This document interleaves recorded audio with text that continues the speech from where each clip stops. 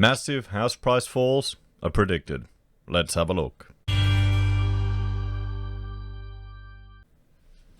Hello everyone, Florian.Heise here, and welcome to another episode of HeiseSays. Grab your stein of coffee and let's have a look at this article sent to me by a viewer from AMP. It's discussing the Twilight Zone. Australian house prices are falling, but worse is to come. You know, does anyone? It's not even in contention that our house prices here in Australia are not just insane. They're insane. For the value of what you get, once you realize how much it costs to build these things, you know, how much you're paying for a foam rendered box, it's a bit worrying. It's a bit worrying. Or really, should it be house prices or just land? Land that's been inflated so much.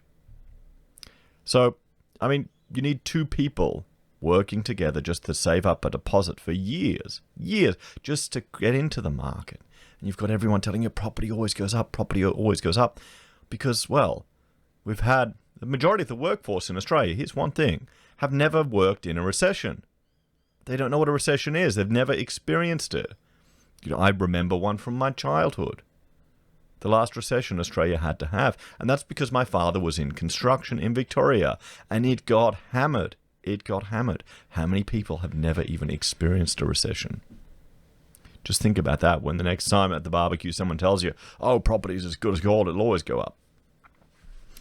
And we've got this artificial economy right now. We've got JobKeeper propping up businesses everywhere, even though people are complaining about getting it. As you'll see in another video I'll put out later today. You've got the job seeker bonus, which is, you know, increasing consumer spending. What's going to happen when that dries up and all the businesses that are dependent on that start to have to lay off staff? You've got unemployment at quite a high level.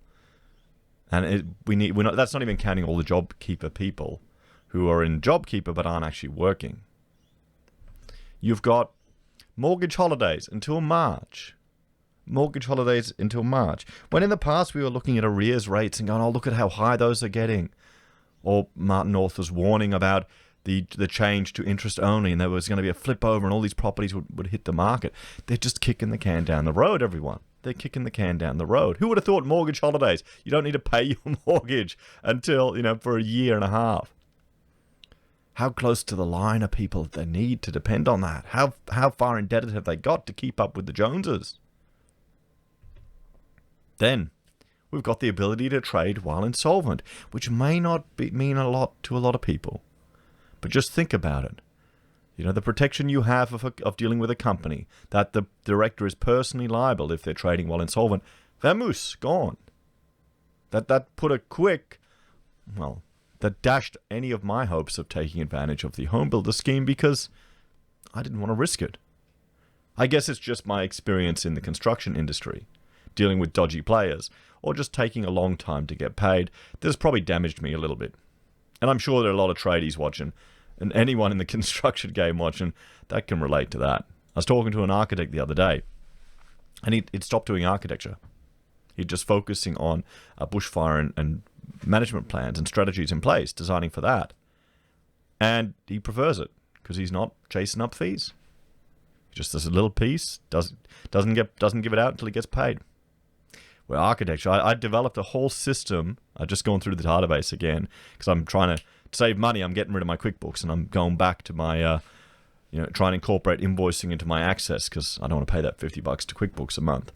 But I was going through it and I saw all these systems I'd put in place where I was just chasing invoices. That's the game, guys.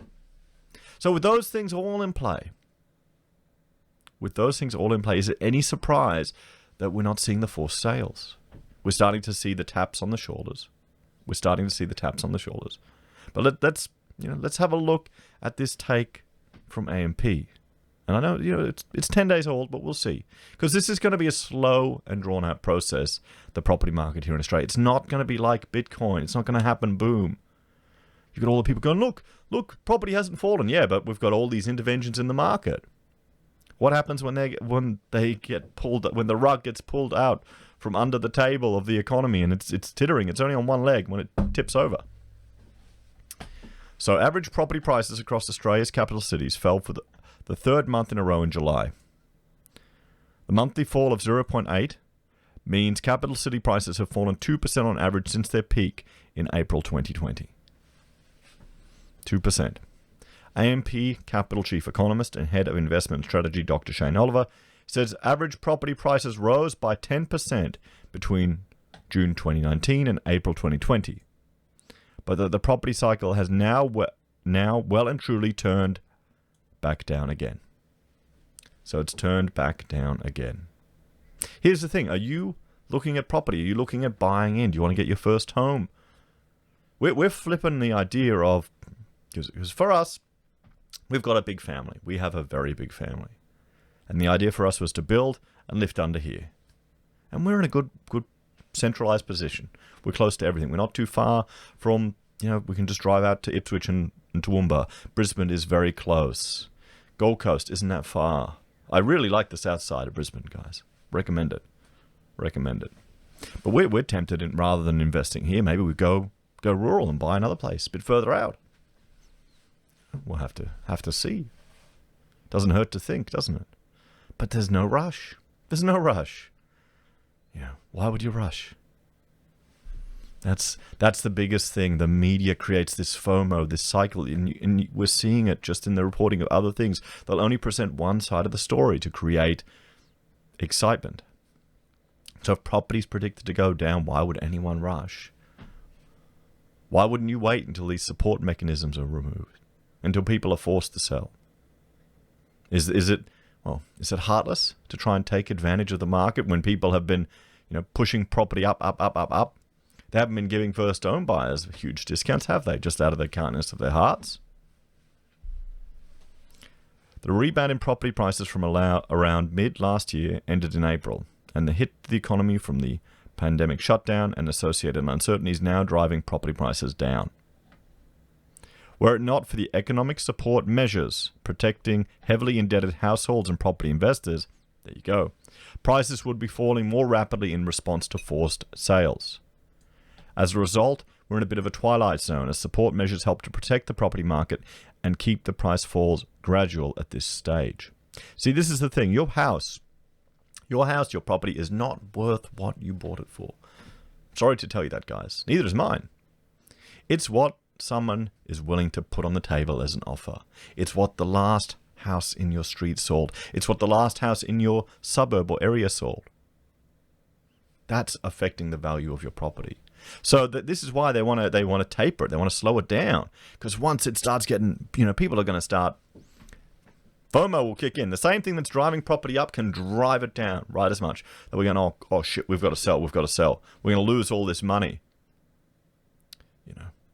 It'll be the investors, I think, that exit. They'll be more heartless, financial decisions, boom, boom. Homeowners, I suspect a lot of them will be, the sales we'll have there will be forced. They'll be kicked out going, you're not making, you've missed a year of repayments. We can't do what they did in the States here. We can't send the keys to the banks and go, your problem, I'm gone. We're stuck with it. That mortgage is on your back. You got to do that labor. Feels like modern day serfdom, doesn't it? At least you can pick your lord. Do you want your lord to be A and Z, or do you want it to be CBA, or do you want, who do you want your lord to be? Pick the color that you want, the flag that you will pledge to. So how your city fared? The two Australian cities hit hardest by the outbreak experienced the biggest fall in property in July. In Sydney, prices fell by 0.9%. and have now fallen 2.1% since April, while in Melbourne, prices fell 1.2% and are down 3.2% from April. Prices also fell in Brisbane, Perth, Hobart, Darwin, but rose in Adelaide and Canberra, thanks partly to the stability of public sector jobs in that city. Well, there you go. I mean, we've seen this in other things.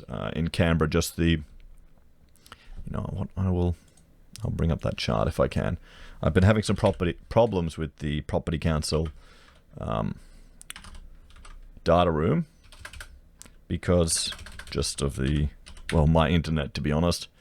Let's not pretend it's anything other than that. It's having the good old NBN. When you go from having fiber to ADSL and then to NBN, it's depressing. It really is. So let's have a look here. We'll look at office spaces. and just look at the differences in the different cities if it loads up. And I'll have a coffee while that loads. So if we have a look here, we look at office vacancy rates. You can see this little hump here over for all of Australia. That is the recession Australia had to have. And if we go here, we look at Sydney, see it.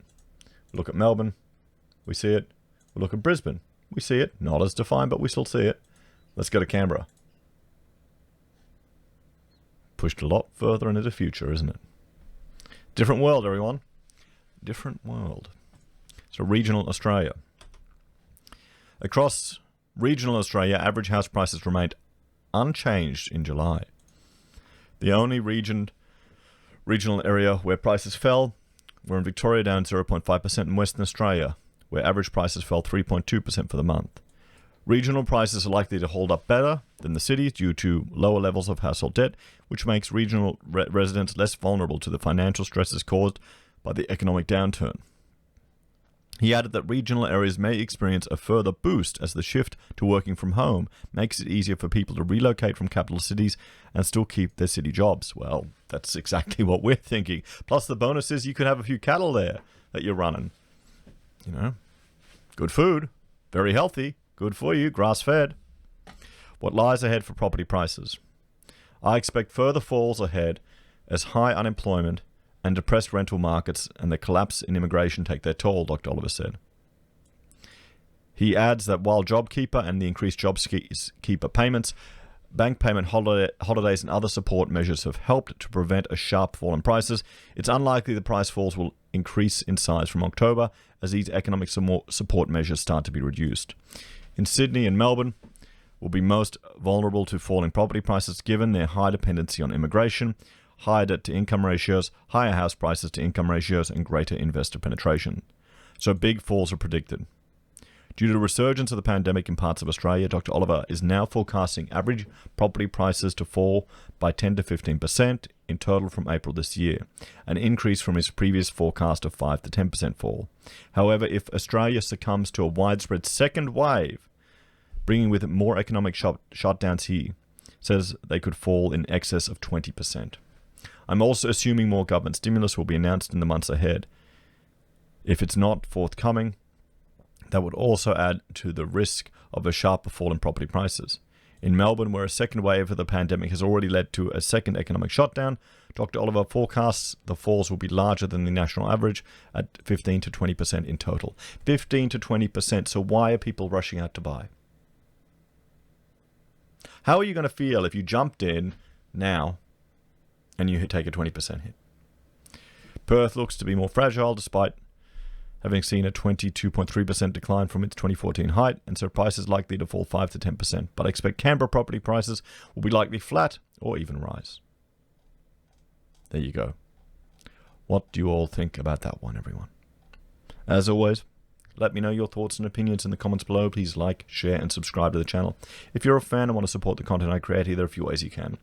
Interacting with the videos and sharing them helps the channel grow. We've just hit 16,000 subscribers. Thank you all very much.